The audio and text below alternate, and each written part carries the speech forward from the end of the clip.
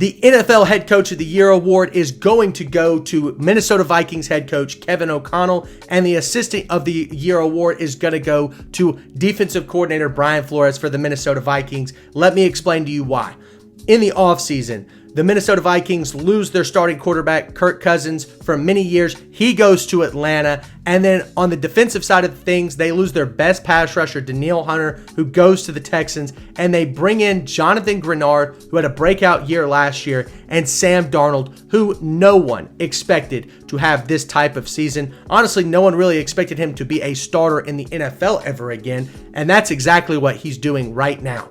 A lot of experts picked the Minnesota Vikings to finish last in this division. They're 3-0 right now, and they look like they could be the last undefeated team standing in the NFL. Both Darnold and Grenard have had great games so far, and it's because of the coaching. Let's talk about it. Kevin O'Connell comes from the Sean McVay, Kyle Shanahan, Mike Shanahan coaching tree. Using the West Coast offense is exactly what he's been doing, and that relies a lot on motion. This motion in the offensive part of the game comes from the wide receiver, the running back, or the tight end, and the Vikings use it early and often. If you go back and look at that Texans game, the Vikings scored 4 touchdowns. On all 4 touchdowns, motion was used, and they will continue to use it, because what the motion does is identify what kind of coverage and what kind of blitz the defense is sending at you. And Sam Darnold has been coached brilliantly by Kevin O'Connell to identify what coverage the defense is in.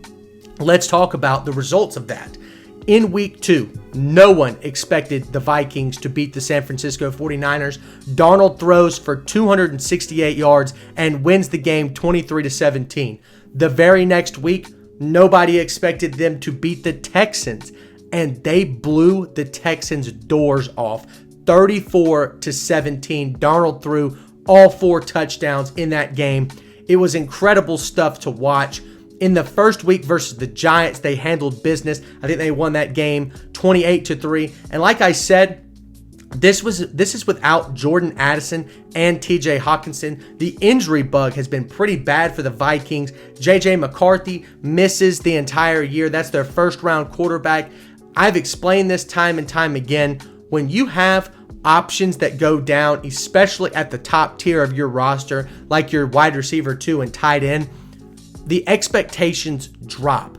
And all the Vikings have done is exceed them time and time again, drive after drive. But like I said, the West Coast offense has been the dominant one in the NFL over the last 5 to 10 years. I mean, just off the top of my head, Kyle Shanahan uses it in San Francisco. Sean McVay uses it in Los Angeles. And Mike McDaniel uses it with the Miami Dolphins. It's just an unreal offense for any type of quarterback to come in and take advantage of. And they've done that to the fullest extent. Now let's talk about the defensive side of the ball and the brilliant job that Brian Flores has done.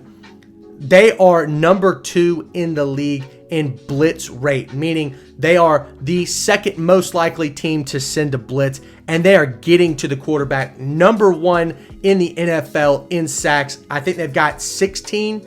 And what Brian Flores is doing on this defense is disguising everything.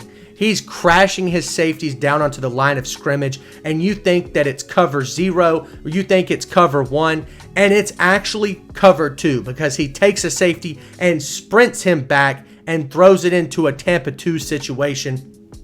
If you're thinking, well, what does that look like? I could try to give you an example, but the best way to figure that out is just go watch these Minnesota Vikings games.